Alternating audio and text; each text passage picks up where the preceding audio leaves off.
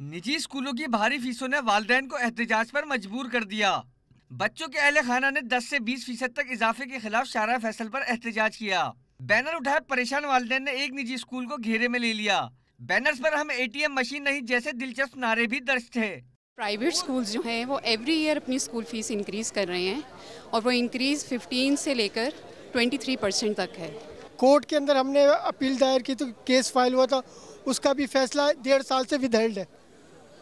अब इस वक्त हमारे पास और क्या ऑप्शन रह जाता है सिवाय रोड पे आने के, प्रोटेस्ट करने के। रेगुलेटरी अथॉरिटी कुछ नहीं कर रही, that's why parents are there on road, but हम बहुत पीसफुली हम लोगों का प्रोटेस्ट है।